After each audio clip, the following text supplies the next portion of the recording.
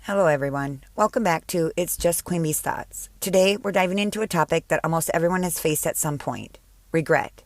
We've all had moments where we look back and think, what if I'd done things differently? Or, why didn't I make a different choice? Regret can weigh us down, but what if we could see it differently? Today we're going to explore how to reframe regret, turning it in from a painful memory into a catalyst for growth and self-discovery. Regret is such a powerful emotion because it often strikes at the core of who we are, reminding us of the choices we wish we hadn't made. But regret isn't inherently bad.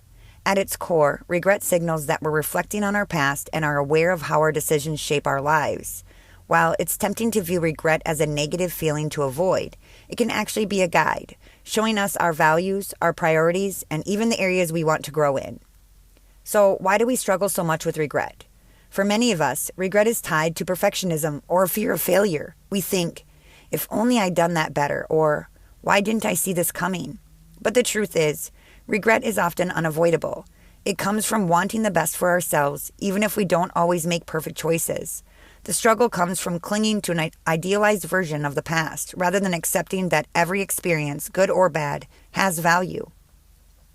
Now let's talk about reframing. Instead of seeing regret as a mark of failure, we can view it as a source of learning and insight. Here are some ways to start reframing regret. Identify the lesson. Every regret carries a lesson. Maybe it's a reminder to listen to your intuition, to communicate better, or to take a chance next time. Reflect on what your regret is teaching you. 2. Acknowledge growth. Think of where you are now versus where you were back then. Regret can be a maker of how much you've grown. Maybe a decision you made years ago isn't one you'd make today. That's a sign of progress. And 3, replace self-blame with self-compassion. It's easy to spiral into self-criticism, but regret is often a natural response to wanting to improve. Instead of blaming yourself, show compassion. Remember, you made choices based on who you were and what you knew at that time.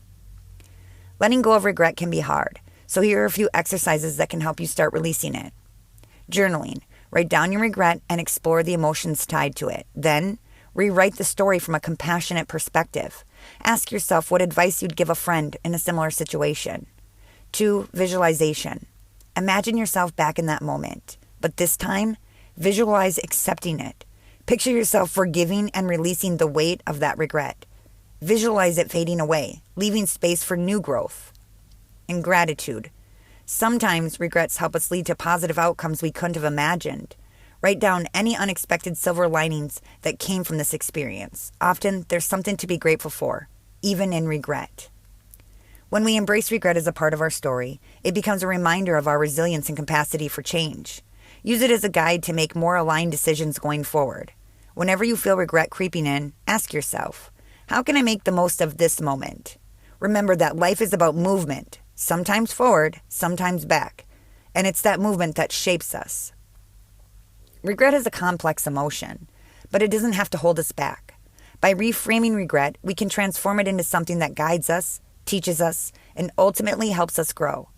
Life isn't about making perfect choices. It's about learning and evolving from each decision we make.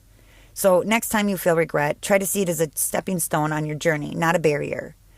Thank you for joining me on this episode. And remember, your past doesn't define you. It prepares you for who you are becoming.